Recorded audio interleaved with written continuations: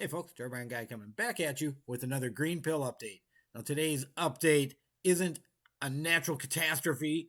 It isn't nuclear Armageddon. But what it is what I would call a terrorist attack on a couple of electrical substations that, as you can read right now, thousands in dark after cowards shoot up North Carolina substations.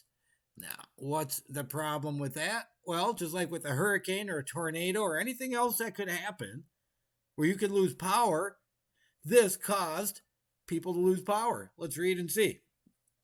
More than 33,000 North Carolina power customers remained in the dark and under curfew Monday, 2 days after two electric substations were shot up in what officials said was a targeted attack.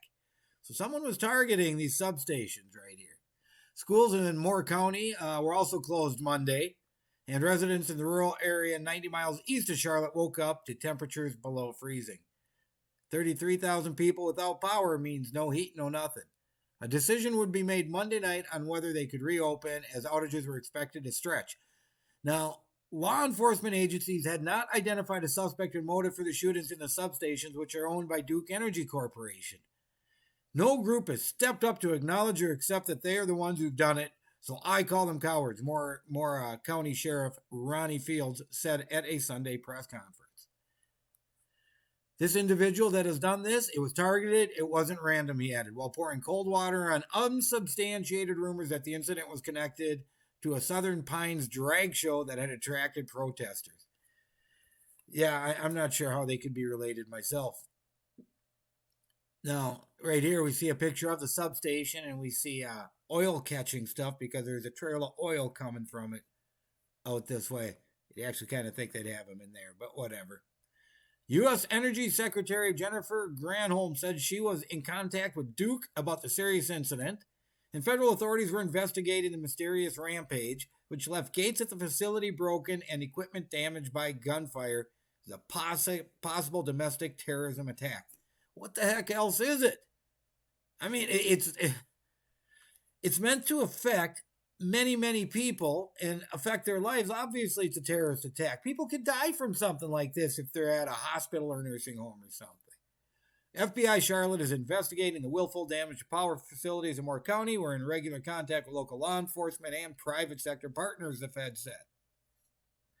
State of emergency that has carried a 9 p.m. curfew remained in effect in the county on Monday.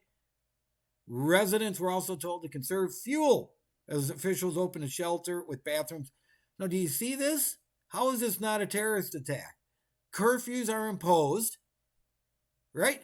Curfews are imposed, and they all have to start rationing stuff. Obviously it is. The person or persons who did this knew exactly what they were doing, Field said.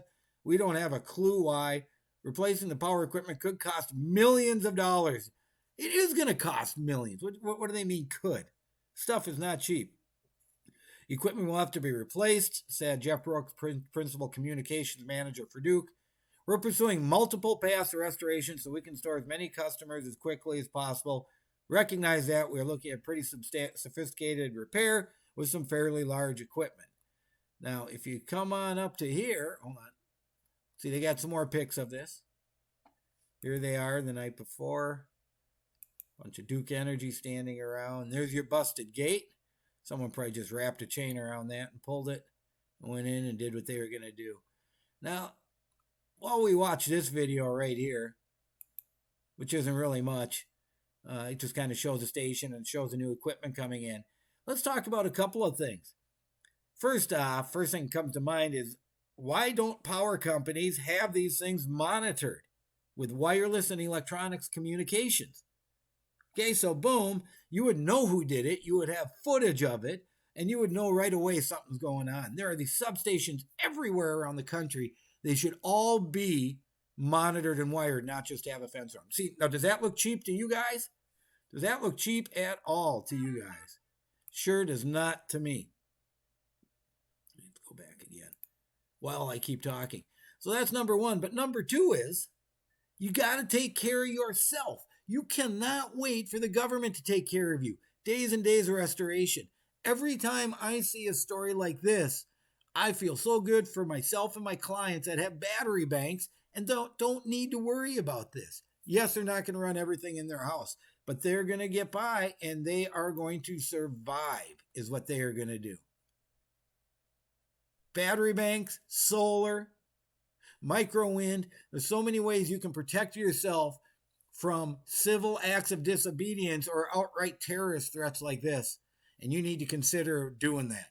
Check in the links or check down in the description. You'll see links to my company. You want to install your own DIY system so you're ready when this happens in your community, or when a tornado comes through or a hurricane comes through, or who knows, whatever, maybe brownouts. They're running brownouts. Who knows why? Take care of yourself. Check out my website. Contact me.